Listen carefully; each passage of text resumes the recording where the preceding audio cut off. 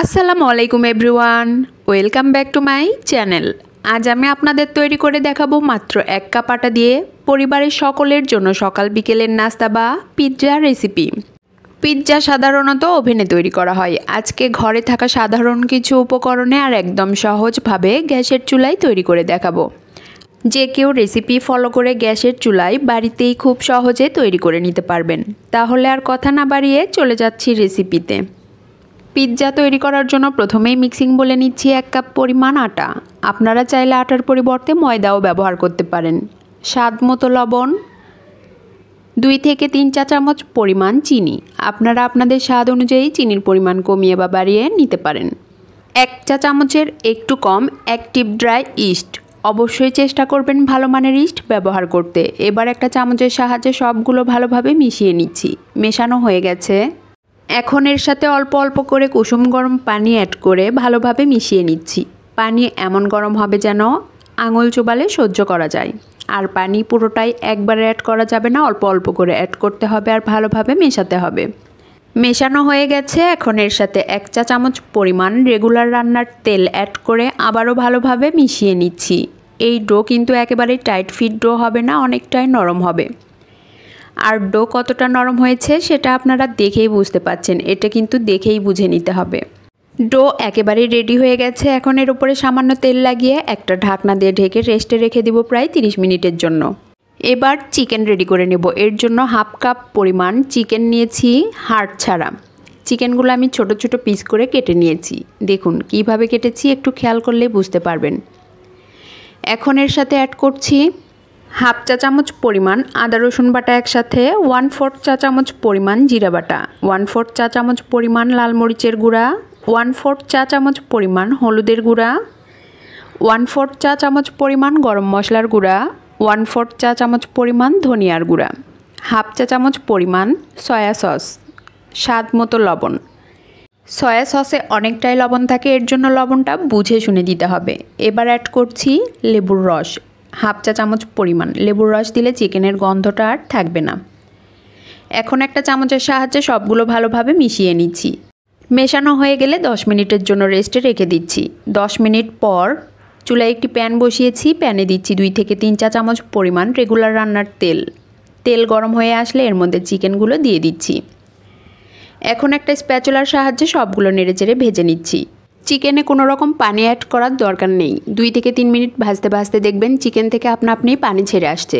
এবার একটা ঢাকনা দিয়ে ঢেকে রান্না করব মিডিয়াম হিটে প্রায় 5 মিনিট। 5 মিনিট পর ঢাকনা সরিয়ে চিকেনগুলো আবারও ভালোভাবে ভেজে নিচ্ছি। ভাজতে ভাজতে যখন কালার এরকম হয়ে আসবে ঠিক সেই পর্যায়ে অ্যাড করছি 4 থেকে 5টি মাঝারি থেকে একটু বড় সাইজের পেঁয়াজ কুচি। পেঁয়াজ কুচি দেওয়ার পর আবারও ভালোভাবে ভেজে নিচ্ছি। পেঁয়াজগুলো যখন নরম হয়ে আসবে ঠিক সেই পর্যায়ে অ্যাড করছি 2 চা চামচ পরিমাণ ধনেপাতা কুচি আর 1টি কাঁচামরিচ কুচি। সবগুলো আবারও ভালোভাবে মিশিয়ে নিচ্ছি। মেশানো হয়ে গেছে। এখন চুলা থেকে নামিয়ে সাইডে রেখে দিচ্ছি ঠান্ডা হওয়ার জন্য। এবার যেই প্লেটে সেট করব, প্লেটে সামান্য তেল দিয়ে তেল ব্রাশ করে নিচ্ছি। তেল ব্রাশ করা হয়ে গেছে। এখন প্লেটের তলানির মাপে একটা পেপার কেটে নিয়েছি। এটা সাধারণত লেখালেখির পেপার। পেপার প্লেটের তলানিতে বসিয়ে পেপারও ভালোভাবে তেল ব্রাশ করে নিচ্ছি। এতে করে পিৎজা বেক করার পর খুব সহজেই প্লেট থেকে ছেড়ে আসবে। 30 মিনিট আগে যেই ডো রেডি করে রেখেছিলাম, 30 মিনিট পরে দেখুন ডো অনেকটাই ফুলে গেছে। আর ডো কিন্তু অনেক বেশি নরম, এর জন্য হাতে সামান্য তেল লাগিয়ে নিয়েছি, এতে করে হাতে লেগে ধরবে না।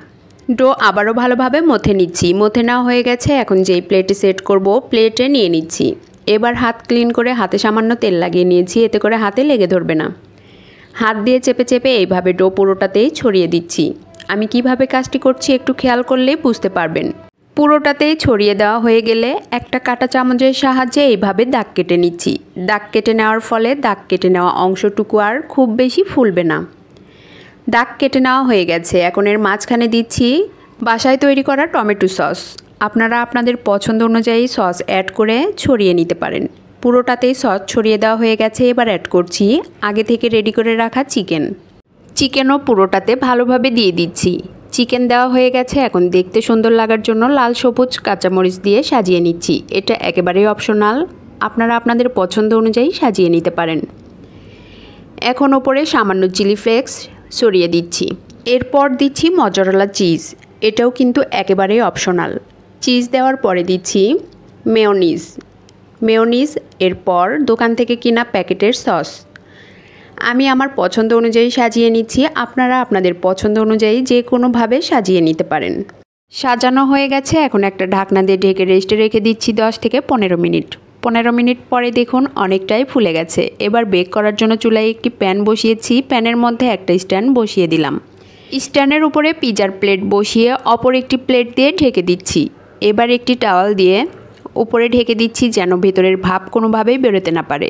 এবার মিডিয়াম টু লোয়ের মাঝামাঝি হিটে বেক করে নিচ্ছি প্রায় 30 মিনিট। 30 মিনিট পর প্লেট সরিয়ে দেখুন মাশাল্লাহ কত সুন্দরভাবে বেক হয়েছে। আমি একটা কাঠি দিয়ে চেক করে নিচ্ছি ভেতরেও পারফেক্টভাবে হয়েছে কিনা। কাঠি একদম ক্লিন আসছে, তার মানে ভেতরেও একদম পারফেক্টভাবে হয়ে গেছে। এবার একটা ছুরির সাহায্যে প্লেট থেকে ছাড়িয়ে নিচ্ছি। তলানির পেপারও আমি ছাড়িয়ে নিয়েছি। এখন কেটে দেখিয়ে দিচ্ছি কতটা পারফেক্ট হয়েছে।